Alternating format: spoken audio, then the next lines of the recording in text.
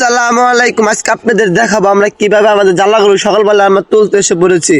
আমাদের সকালবেলায় আমাদের জ্বালাগুলো তুলতে হবে, যার কারণে আমাদের 4 কাঠা জমি পেকে দিয়ে গেছে। এখন আমাদের কাজ হচ্ছে আজকে আমাদের জ্বালাগুলো তুলতে হবে। আজকে শুক্রবার, তার জন্য সকালবেলায় আমরা এসে পড়েছি আমাদের জ্বালা খেতে। আমরা জ্বালা খেতে দেখতে পেলাম মানে অনেক দূর লোক জ্বালাগুলো তুলতেছে। আমাদের চটের সামনে চটে আমাদের জ্বালাগুলো তোলা হচ্ছে। তারপরে আমরা জ্বালাগুলো তুলতে লেগে পড়লাম। জ্বালাগুলো তোলার পরে আমরা নামাজ বাদ আবার আসবো। আপাতত আমাদের এই জ্বালাগুলো তুলতে হবে। আমরা এখন জ্বালাগুলো তুলে শুয়ে বাসায় যাব। বাসায় যাওয়ার পরে নামাজ পড়ে আবার আসবো। আপনারা সবাই নামাজ পড়তে যাবেন।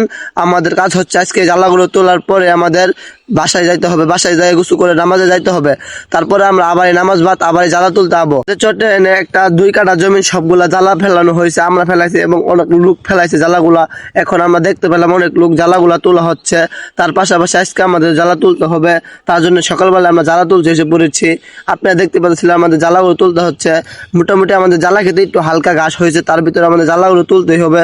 তার জন্য সকালবেলা আমি একলা জ্বালা তুলতে আসি, যার কারণে আব্বা জ্বালাগুলো তুলতে হচ্ছে। যার কারণে আব্বা আসতে পারে না। আব্বা না সকালবেলা দুধ নিয়ে বাজারে গেছে, পরে আসবো। নামাজ বাদ মনে তাই ফার্মে অনেক কাজ থাকে। এখন এটা বেল কাজ করতে হবে ফার্মে, তারপরে আবার ফার্মে অনেক রকমের কাজ থাকে।